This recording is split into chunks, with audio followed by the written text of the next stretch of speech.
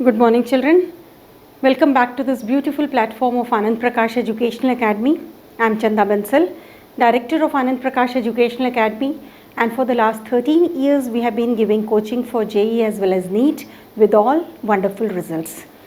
So we believe in quality education, children, and with our mentorship, so many students have been successful. They have been leading a very successful life. They are now presently working in big hospitals, big industries, and we are really proud of them. So the same way we would be guiding you, and with our mentorship, I'm sure you will also be able to acquire your destiny, will help you in achieving your dreams definitely. So in the last class, we had done about electrochemistry and we are on the verge of finishing this electrochemistry. Today we are going to deal with the last topic of electrochemistry. In this electrochemistry, we were discussing about corrosion.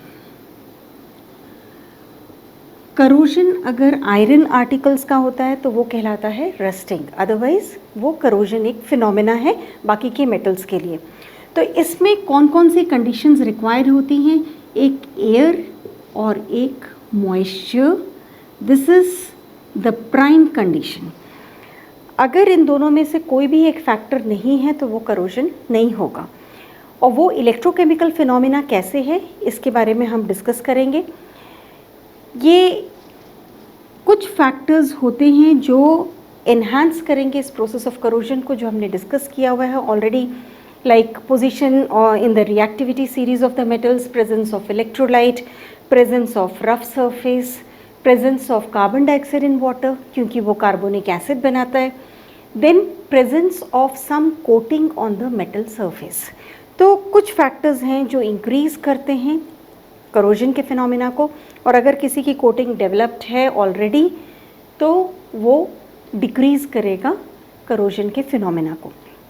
अब ये corrosion का phenomena होता कैसे है, and will take the example of iron. मतलब यहाँ पे हम रस्टिंग के बारे में डिस्कस करेंगे.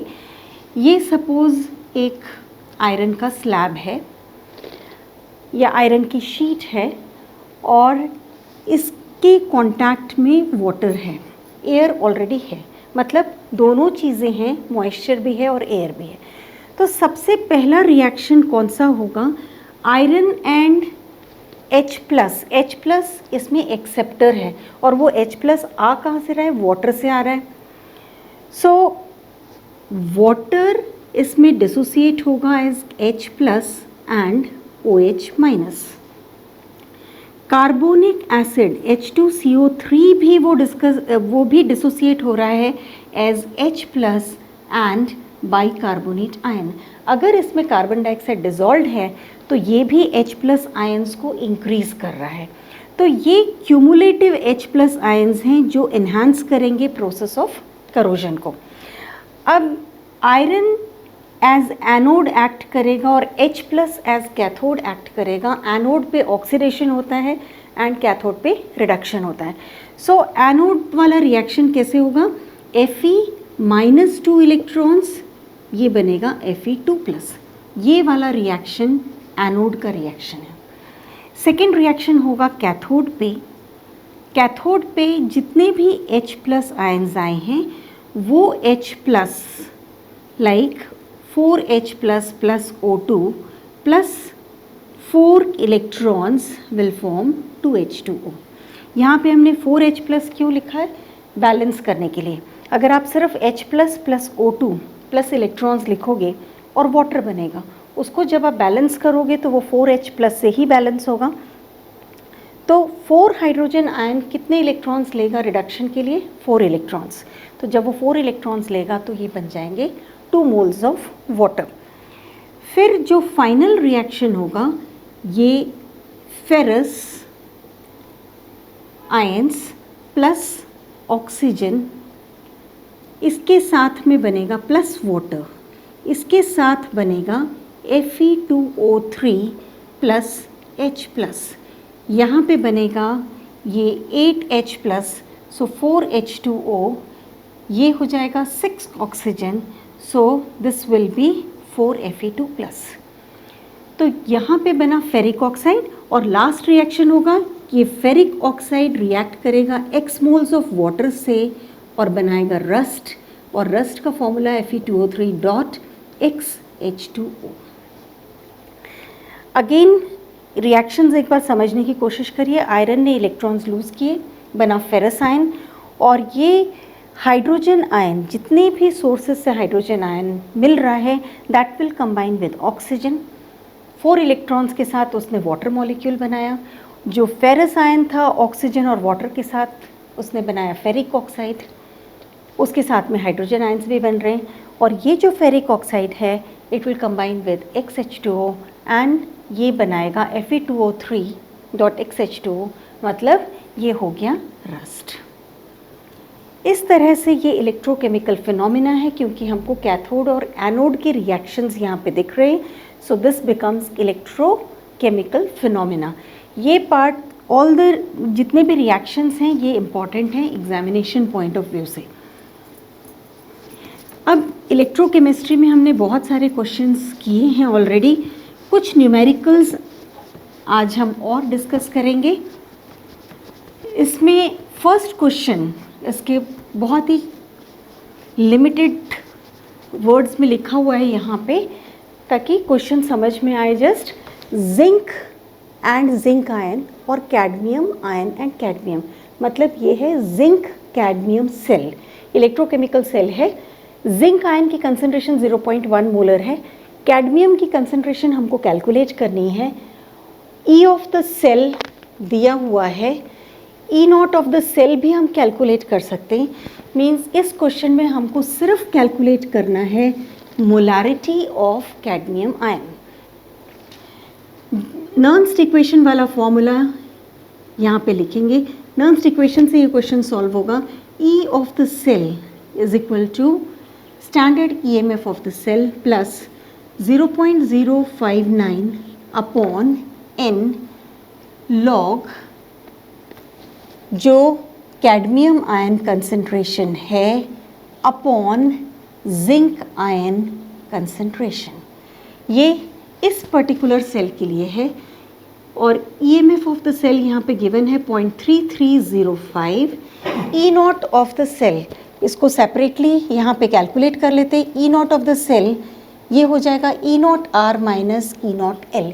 यहाँ पे सिर्फ कॉपर लिखा है मैंने, एक्चुअली ये मेंशन होता है E not of cupric and copper, क्योंकि यहाँ पे सारे रिडक्शन पोटेंशियल्स लिए जाते हैं। सो राइट साइड में कौन सा है, कॉपर माइनस 0.40 एंड जिंक है माइनस ऑफ माइनस 0.76, ये आएगा 0.36। तो यहाँ पे ये वैल्यू हो जाएगी 0.36 plus 0.059 upon 2 log cadmium ion की कंसंट्रेशन हमको निकालनी है, तो उसको हम x लेंगे। जिंक का दिया हुआ है 0.1, इसको कैलकुलेट करेंगे 0.3305 minus 0.36 is equal to 0.0295 log x upon 0.1। इसकी वैल्यू आएगी minus 0.0295 divided by 0.0295 is equal to log x upon 10 to the power minus 1। ये कैंसिल हो गया, ये हो गया 10 टू द पावर, इसको कैंसिल करके ये आया minus 1 is equal to log x upon 10 to the power minus 1। Log को कैंसिल करने के लिए यहाँ पे लोगे anti log of minus 1 is equal to x upon 10 to the power minus 1। Anti log of minus 1 होगा 10 to the power minus 1 into 10 to the power minus 1 is equal to x, ये हो गया 10 to the power minus 2 is equal to x। Means x की value हो गई 0.01 molar. Means cadmium ion का concentration है 0.01 molar. ठीक है, नेक्स्ट क्वेश्चन, एक और क्वेश्चन है जो फैराडेज के ऊपर बेस्ड है। Faraday's first law of electrolysis. Aqueous solution of palladium लिया है, उसको इलेक्ट्रोलाइज किया है। इलेक्ट्रोलाइज करने के लिए 3 एम्पियर्स ऑफ करंट पास किया है। सो सबसे पहले आप लिखो I is equal to 3 amperes, और इसमें जो टाइम दिया है 1 आवर मीन्स 3600 सेकेंड्स, और इसमें मास गिवन है 2.977 ग्राम्स ऑफ पैलेडियम डिपॉजिट हो रहा है। सो सारी चीज़ें गिवन है, बस हमको कैलकुलेट क्या करना है, पैलेडियम पे चार्ज कितना है। So Faraday's first law of electrolysis use करोगे आप, M is equal to ZIT। Mass of palladium deposited already given है, Z की वैल्यू कितनी होगी, एटॉमिक मास, पैलेडियम का एटॉमिक मास है 106.4 अपॉन 96,500 इंटू x का मतलब है वैलेंसी, इसका मतलब है चार्ज, इंटू I है 3 इंटू 3600। इसको जब आप सॉल्व करोगे 2.977 into 96,500 into x is 106.4 into 3 into 3600। ये x की वैल्यू हो जाएगी 106.4 इंटू 3 इंटू 3600 अपॉन 2.977 इंटू 96,500। इसको जब आप सॉल्व करोगे तो ये वैल्यू आएगी 4, विच इंडिकेट्स कि पैलेडियम का चार्ज कितना है, 4। सो आई डू होप कि you have liked all the lectures, आपको समझ में आया होगा, कंसेप्ट्स क्लियर हुए होंगे। सो सिर्फ कितनी चीज़ें आपको याद रखनी है, हर टॉपिक को अच्छे से समझना है। इम्प्लीमेंटेशन 65% आपको इम्प्लीमेंट करना है, मीन्स क्वेश्चन सॉल्व करते जाने हैं। Watch all the video lectures, attend all the live classes. Live classes में हम बहुत ही डिटेल्स में न्यूमेरिकल्स करते हैं एंड हर तरह का क्वेश्चन वहाँ पे भी सॉल्व होता है। तो जब आप लाइव क्लासेस अटेंड करेंगे तो और भी ज़्यादा आपको मज़ा आएगा, you will enjoy all the lectures and ऐसा लगेगा कि ये बहुत सा इतना टफ टॉपिक लग रहा था देखने में, but then that entire topic is in you, you have understood every bit of that. And अगर आपको ये सब लेक्चर्स पसंद आए हैं तो like our video, subscribe the channel as well as press the bell icon so that we are motivated to give more and more of the video lectures. Till then, thank you so much.